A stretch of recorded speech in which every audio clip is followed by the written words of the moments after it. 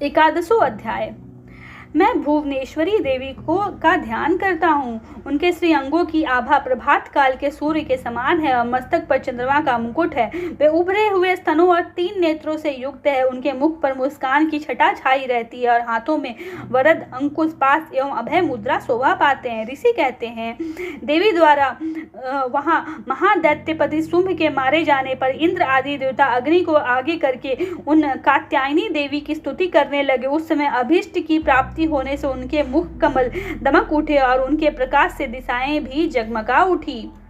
देवता बोले, शरणागत की पीड़ा दूर करने वाली देवी हम पर प्रसन्न हो। संपूर्ण जगत की माता प्रसन्न हो। विश्वेश्वरी, विश्व की रक्षा करो। देवी, तुम ही चराचर जगत की अधीश्वरी हो। तुम इस जगत का एकमात्र आधार हो, क्योंकि पृथ्वी रूप में तुम्हारी ही स्थिति है। देवी, तुम्हारा पराक्रम अलंघनीय है। तुम ही जल रूप में स्थित होकर संपूर्ण जगत को तृप्त करती हो। तुम अनंत बल संपन्न वैष्णवी शक्ति हो। इस विश्व की कारणभूता परा माया हो। देवी, तुमने इस समस्त जगत को मोहित कर रखा है। तुम ही प्रसन्न होने पर इस पृथ्वी पर मोक्ष की प्राप्ति कराती हो।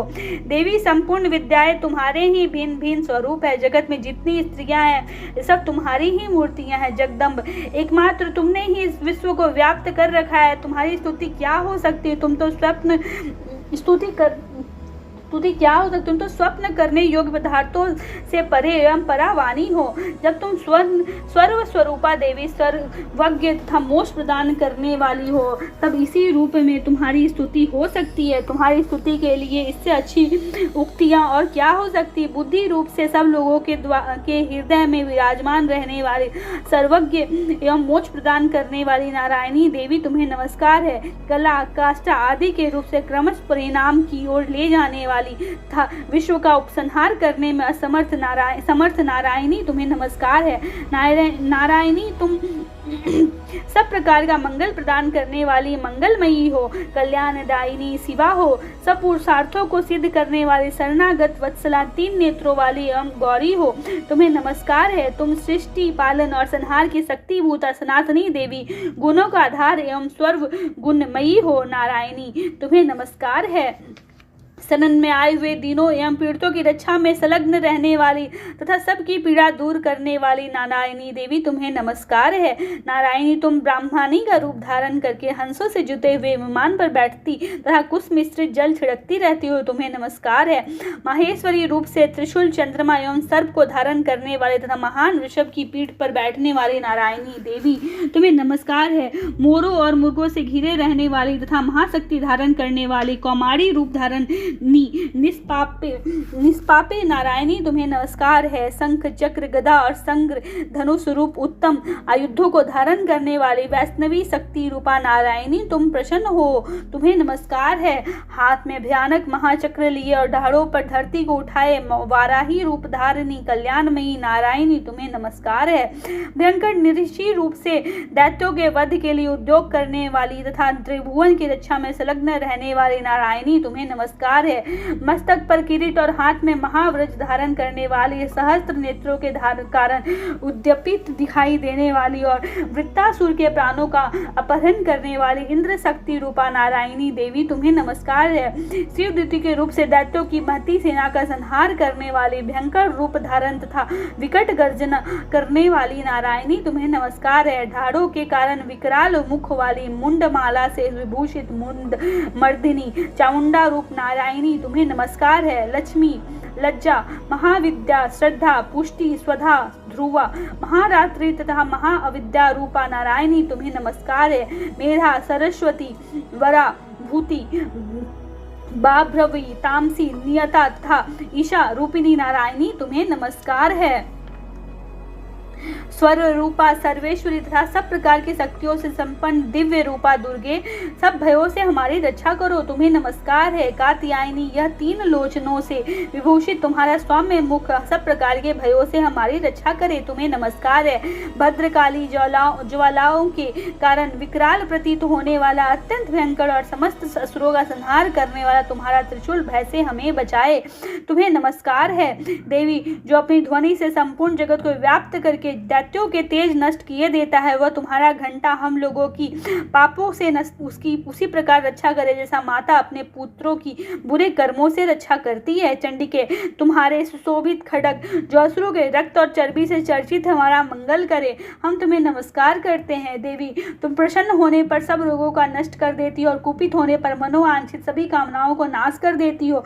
जो लोग तुम्हारी शरण में जा चुके हैं उन पर विपत्ति तो आती ही नहीं, तुम्हारी शरण में गए हुए मनुष्य दूसरों को शरण देने वाले हो जाते हैं। देवी अंबिके, तुमने अपने स्वरूप को अपने अनेक भागों में विभक्त करके नाना प्रकार के रूपों से जो इस समय इन धर्मद्रोही महादैत्यों का संहार किया है, वह सब दूसरी कौन कर सकती है। विद्याओं में ज्ञान को प्रकाशित करने वाले शास्त्रों में तथा आदि वाक्यों में तुम्हारे सिवा और किसका वर्णन है था।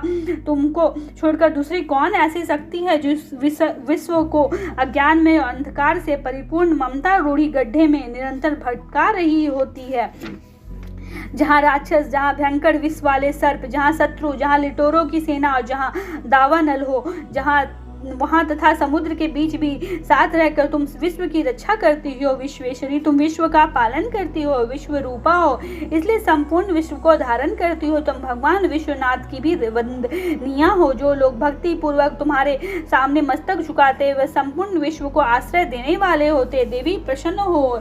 जैसा तुम इस समय असुरों का वध करके तुम शीघ्र ही हमारी रक्षा की हो, उसी प्रकार सदा हमें शत्रुओं के भय से बचाओ। संपूर्ण जगत का पाप नष्ट कर दो और उत्पात एवं पापों के फल स्वरूप प्राप्त होने वाले महामारी आदि बड़े बड़े उपद्रवों को शीघ्र दूर करो।